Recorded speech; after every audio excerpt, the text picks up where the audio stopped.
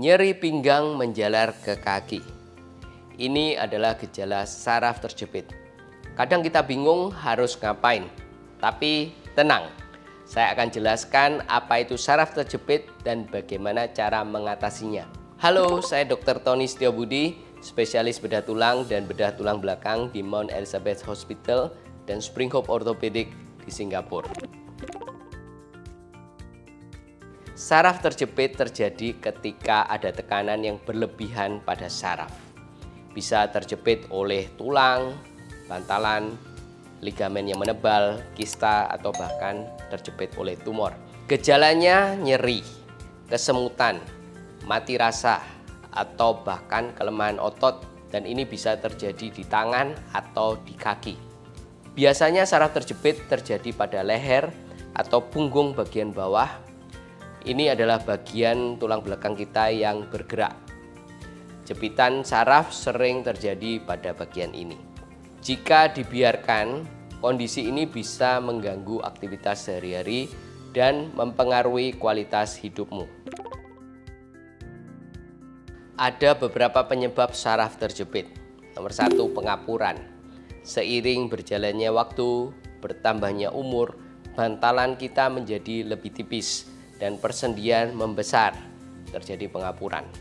Ini semua bisa menjepit saraf. Nomor 2, HNP.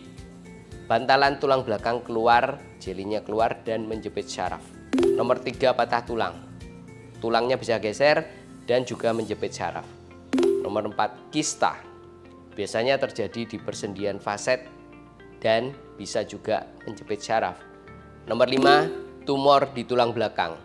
Ini juga bisa menyebabkan saraf terjepit, menyebabkan rasa nyeri, dan bahkan bisa mengakibatkan kelumpuhan. Sekali lagi, gejala utama saraf terjepit adalah nyeri.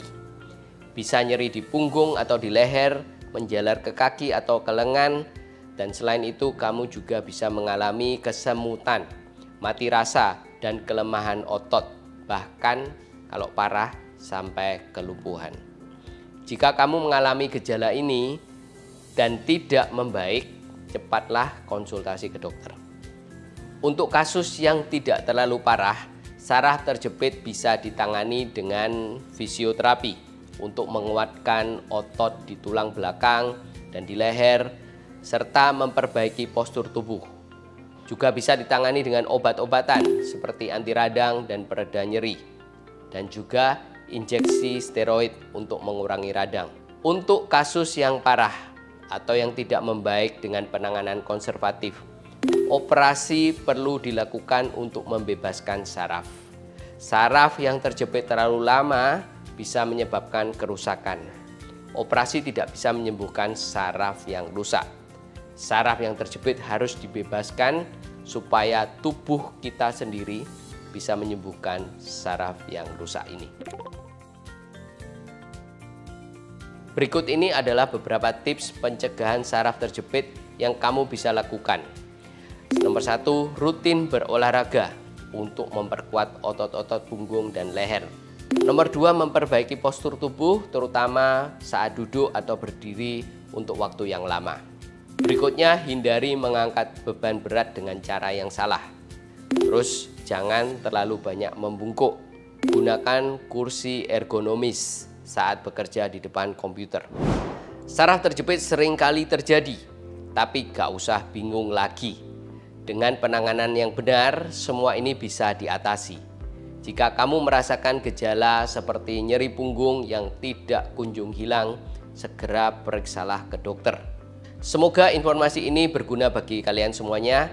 Jangan lupa like, share, dan subscribe.